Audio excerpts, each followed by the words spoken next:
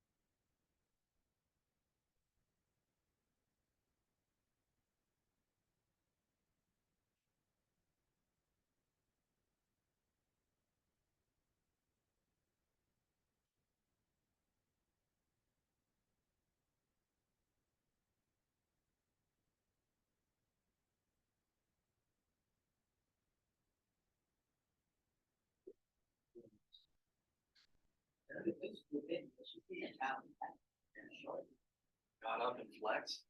Yeah, he did. He did a little bit. Now he got up and he was, it was crazy. Like the hawk. Foaming from the mouth. You did point over to someone. I don't know who. I don't know. Are you pointing to Aaron? Got up and been like, Nick, are you pointing to Aaron? Oh, okay. Davis. Let him on. Yo, watch it. That's their nicknames. They No, like their nicknames. Parker. Dude, I don't know who's buying me coal for Christmas, but they're balling out. Coal's expensive. Very I'll true. take it. I have a cold stove at home, so. That's not All right, here we go, here we go. So, I guess we're all done now. First wave of the Industrial Revolution. Where did it occur again? I know I'm really beating this up, but you'll see this on the exam. This is important. Go ahead, Paul. Yeah, Great Britain. Good job. Great Britain. You know, Great Britain is a what? It's Great Britain. Paul, go ahead. An island. You have a good job. So, you're thinking about this first wave of the Industrial Revolution. Why did it occur there? Why did it occur there? So if they are an island, if they're separated from Europe, are they going to be affected by these really huge, impactful conflicts, these wars? Like the Napoleonic Wars? No, right? They have these natural defenses already. They're surrounded by water. You can't really march troops over the water, right? So in any case, with Great Britain, they have the ability to protect themselves. And even in the future, when we get into World War I and even World War II, they have the ability to defend off any invasions just because they're surrounded by water. So that's one reason why it happens in Great Britain. The Napoleonic Wars destroyed much of Europe, much of mainland Europe, and they were unscathed. Okay, their civilian populations, they didn't lose anybody really. Okay, when it came to their already industries that were attacked, they weren't destroyed because the war didn't happen there. All right, why else? even though their economy kind of took a hit during the wars, they were able to rebuild it quickly because of massive empire that was all across the world. Awesome. Yeah, good job. Good job. So yeah, we talked a little bit about the American Revolution. We talked about the French and Indian War and how these were very costly wars for France and Great Britain. For the French and Indian War, we already knew that Great Britain won, right? They were successful in winning that conflict. And yeah, they took an economic hit, but they have many territorial possessions. Okay, we talked about that age of European expansion, exploration, right? And as they were claiming these colonies, these territories all around the world, that's bringing in resources and raw materials you can't find anywhere else. So when you're looking at the marketplace, who controls a lot of these spices, a lot of these resources, let's say diamonds, gold, a lot of it is based off of Great Britain. All right, so yeah, their marketplace is massive, right? And they have all these colonies, these territories surrounding the world. Yesterday, I put a quote up on the board on one of the slides. What was it? What was it? On one of the slides. Paul, you remember? Like the sun doesn't set. Yeah, good job, good job. So the sun never sets on the Empire of Great Britain, something like that, right? And the reason for it is, again, because they have land all in Asia, in Africa, in the Western Hemisphere. Like I said yesterday, it's 5 o'clock somewhere, right? Good song, great song. All right, anyway, I know, right? Okay, why else Great Britain? Why else? Why else? What else? So you got these colonies all around the world, right? They were unscathed by some of these wars like the Napoleonic Wars. Chris, go ahead. Coal, yes, good job, good job. So we talked about the source of fuel during this first wave, and coal is very abundant in Great Britain. And we talked a little bit about iron ore as well. You can find that resource in Great Britain. And again, you can find them pretty much in a lot of their territories around the world. So yeah, they have the resources of fuel and of creation of that time prevalent within their territorial grounds. What else? What else? Great Britain is a harbor, right? Obviously, they have harbors all around their island, and they have access to the seas from literally every direction. So when it comes to accessing these resources from their territories, it's pretty easy. Also, they have rivers that flow right through Great Britain. That's easy to navigate. So when it comes to this expansion, and when it comes to transporting these materials from one place to another internally, let's say to the rural areas, to where you're mining coal or iron, let's say, and then bringing it back to the factories, it's pretty easy because they have navigable rivers already accessible for this trade. And also, when we get to the railroad system, that's going to even more interconnect Great Britain. So you can get resources in the factories pretty quick, pretty easy, right? What else? Is there anything else? Anything else here for Great Britain? Huh? Yeah, we just talked about it. Yeah. No, good. Okay, what about a span of years? About a span of years. Yesterday, I think on Tuesday, I told you a span of years to remember for this first wave. Chris, go ahead. Late 700s to mid, late. Yeah, yeah, good job, good job. So if you put that on the exam, the late 1700s up into the mid 1800s, that'd be fine. Great. Okay, and that is that first wave. All right, so when it came to these innovations, they all popped up in Great Britain. A lot of these other countries that are trying to catch up, like the United States, and eventually Germany, which we'll talk about when they unify, Japan even, they'll be sending a lot of their youth to Great Britain to learn these new innovations. Right? Great Britain's trying to close off from this outside because they want to be known as the top dog and the ones that are innovating these new inventions. But in any case, these other countries will catch up, right? Especially the United States. All right, all right. Any questions here? Again, steam-powered engines. We just talked about that with James Watt. That is really what's powering a lot of these mechanisms of the time. All right, here are your terms for today. So remember the first wave. We'll get to the second wave here soon enough.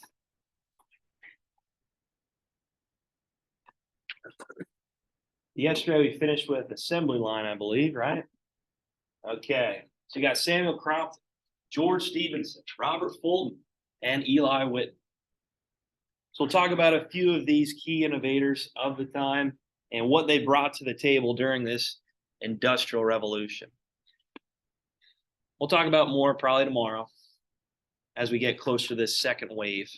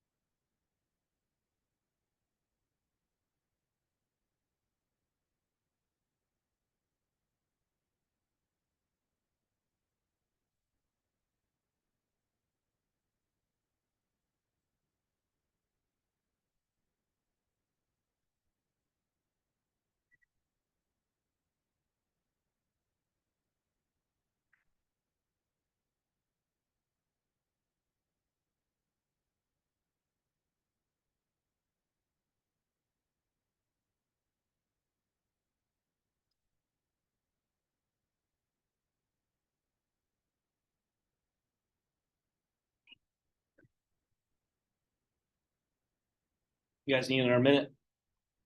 Okay, one more minute.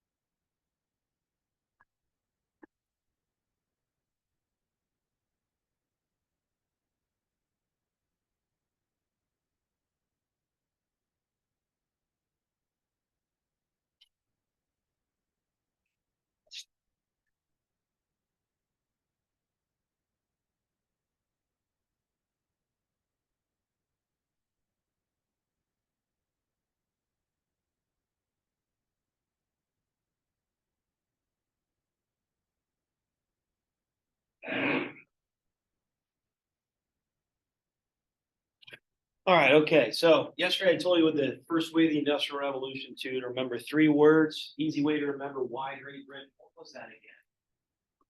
So we talked about the land, right? Okay. Even though Great Britain's a small island, they still controlled a lot of land elsewhere, all around the world. What's another one we mentioned? Go ahead. Labor. Labor, yep, good job. So we mentioned about how these populations are booming, not only in Great Britain, but all of Europe really, because it's larger food supply in this agricultural revolution.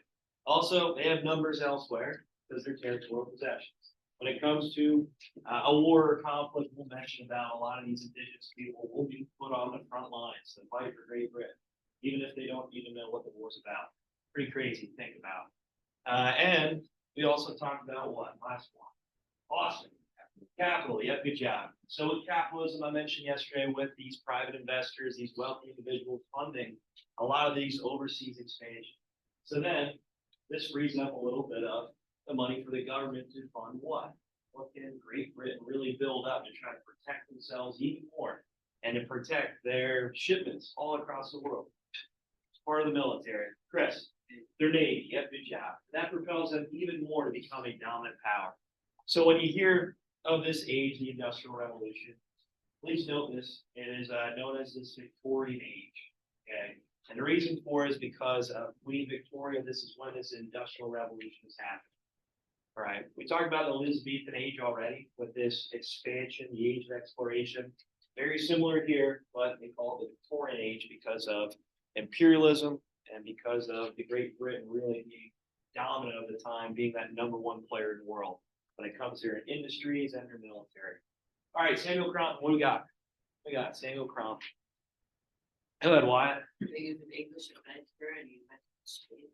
Yeah, good job of spinning mules. So we'll talk to him and a little bit with Eli Whitney here. The resources of cotton were very much needed for these textile companies. Great Britain will be pumping out a lot of different forms of textiles when it comes to uniforms, clothing, blankets at mass productions. And they can sell that in the marketplace. Again, if you have a high supply, what happens to the price? It drops, right? So in any case, it's going to raise the standard of living for all people. And with this first wave of the Industrial Revolution, even the middle class, even some lower class individuals can afford these products because the prices are so low because the production is so high. All right, so we'll talk about the spinning mule here soon. That's his famous invention, spinning mule. All right, so we'll mention more about that here soon. George Stephenson, what we got? Chris, go ahead. Steam engine. All right, so the steam engine being applied to locomotive, right? So when it comes to a railroad, is going to be important for interconnecting the country, right? So when it comes to transporting materials, goods, and even people, right? It's important to note when we get to warfare, moving closer to the Franco-Prussian War and even World War I. Try to mobilize an army, it's beneficial to have these forms of transportation. Okay, especially with the railroad system, this is going to get an army to one place to the other pretty quick. Yeah. Robert Fulton. Robert Fulton, what do we have? Robert Fulton. Really, go ahead. The steamboat. Yep, good job. The steamboat. So American inventor. I know it's world history, but it's kind of hard to leave America out at this point. And even moving forward. With Robert Fulton, he's going to create the steamboat, which is going to allow for transportation against the stream, against the flow of water. So especially in the Hudson River, he utilizes this method to see exactly if this invention will work. This allows for even more transportation, more goods, more resources to reach internally of the United States. So this is allowing for trade along, actually into the Great Lakes region. Okay, upstream the Mississippi River. You'll see a lot of cities pop up in the Midwest and internally in the United States thanks to this invention. Before, you relied really on the wind to travel by boat, right? With these sails. And you depended on just traveling with the stream of the river, right? Going with the flow of the water. Now you can go against line because you have a steam-powered engine that can go against the flow. It's going to be hard to paddle upstream, right? Well, in this case, you have a steam engine that can do it for you. Eli Whitney, last person here. If we get to him today, that'll be great. Matt, go ahead. The cotton gin. Yep, good job. So Eli Whitney, famous for creating the cotton gin. And like I mentioned, this is going to really cause a lot of hardship. One of the negative impacts of this is that it's going to cause even more demand of slave labor. So this is going to push for, obviously, a conflict in the United States. We know the Civil War. But with the cotton gin, this is separating the seeds of the cotton so that you get the fabric needed to create a lot of these textiles, especially for Great Britain. They're desiring this resource of cotton. So we'll mention more about the supply of cotton, how it becomes a high demand for Great Britain with their textile companies. So Eli Whitney also created something else. What else? It's not just the cotton gin, but what else? Chris? What's that? I'm looking for more interchangeable parts. So it sounds pretty simple, pretty basic, but these interchangeable parts that are going to be applied, especially to muskets, that's what he utilizes it for. So in case you're in war, all of a sudden your gun kind of falls apart or something breaks on your gun, you don't have to get and buy a new gun that's already uniform for that design. You can get just interchangeable parts that you can break it down, okay, put it back together, and you're good to go. Right? This is going to be applied to many different other finalized goods. Okay, like a car, right? You have different parts that you can apply to a car. So if it breaks down, you're just not scrapping it and buying a new one. You can just find a part for that product and change it. Not a big deal.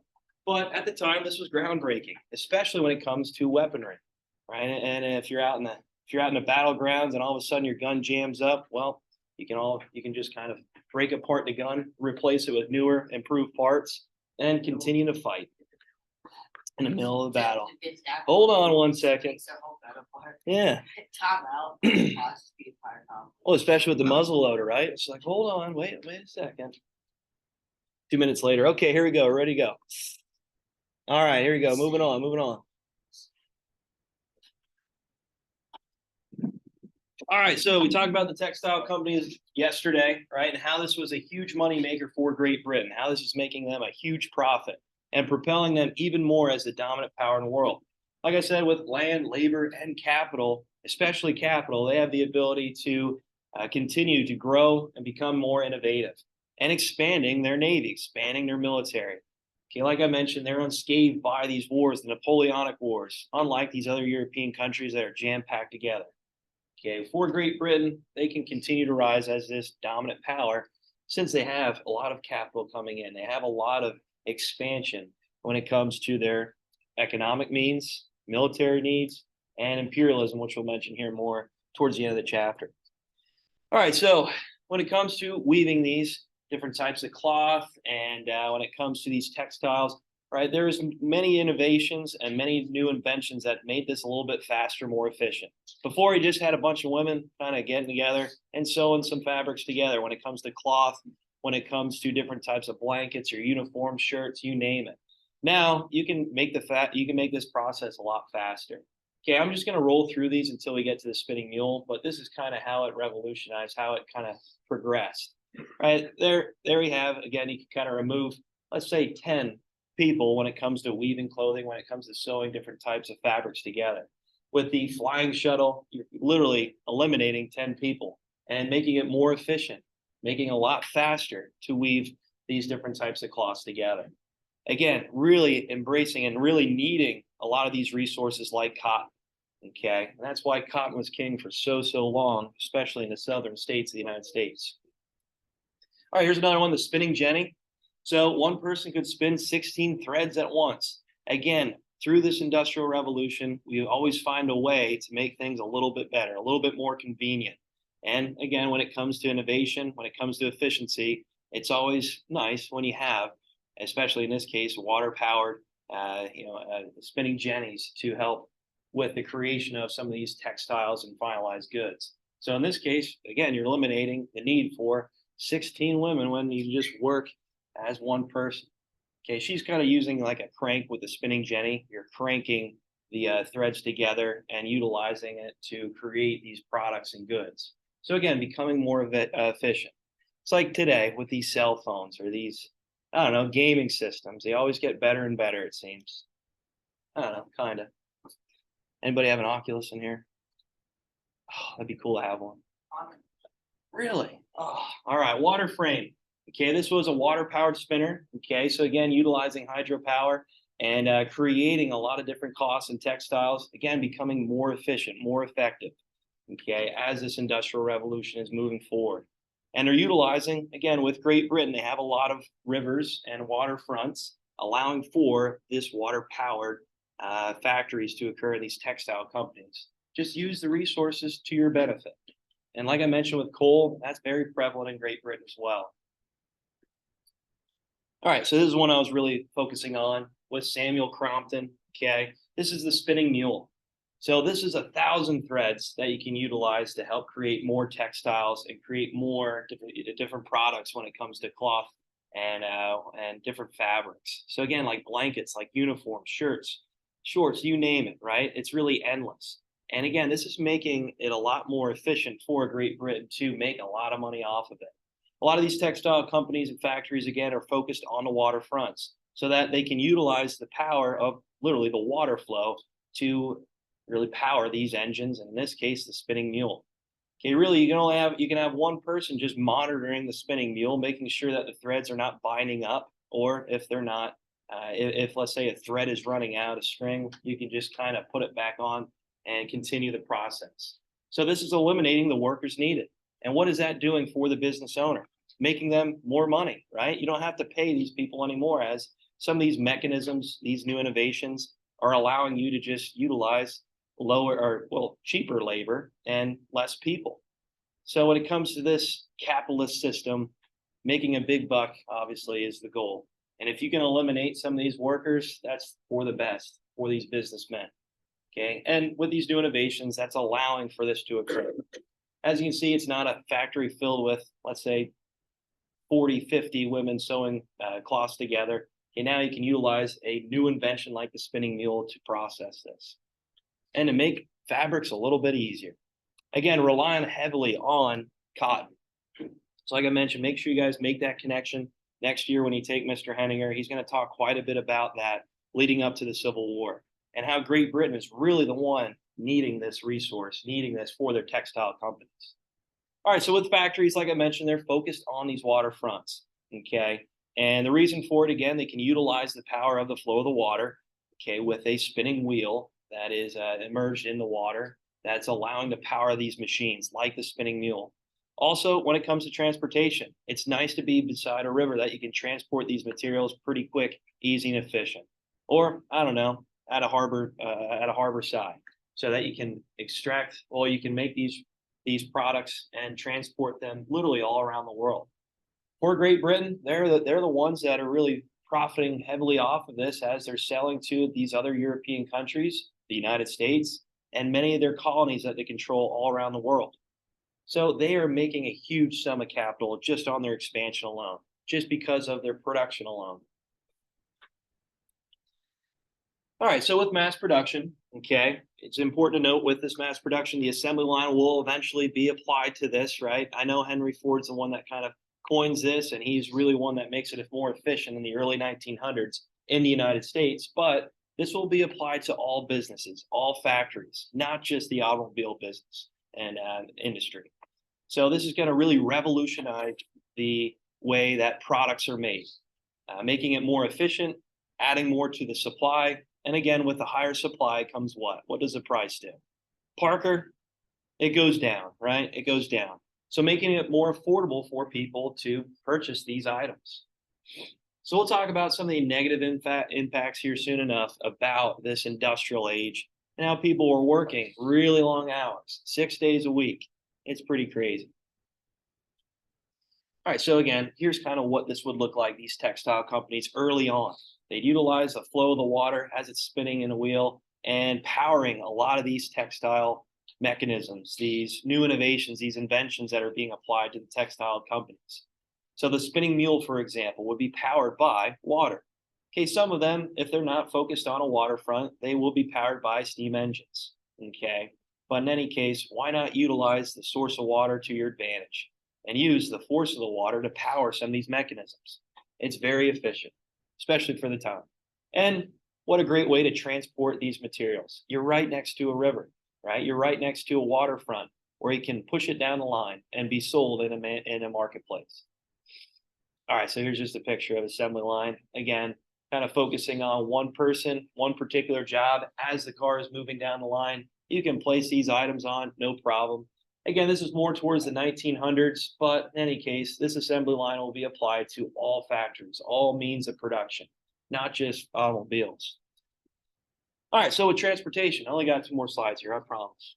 So with transportation, early 1800s, George Stephenson, he developed the steam-powered locomotives to pull carts along rails. Again, increasing transportation.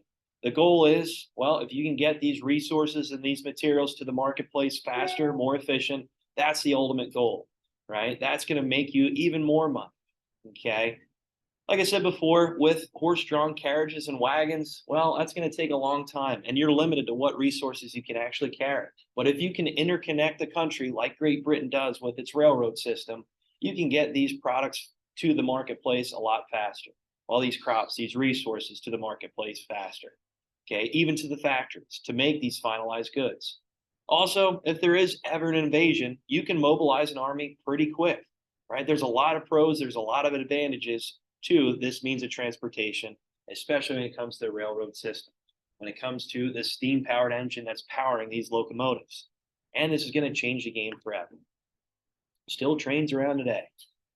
A lot of people decorate them around their Christmas tree. Pretty cool, right? All right.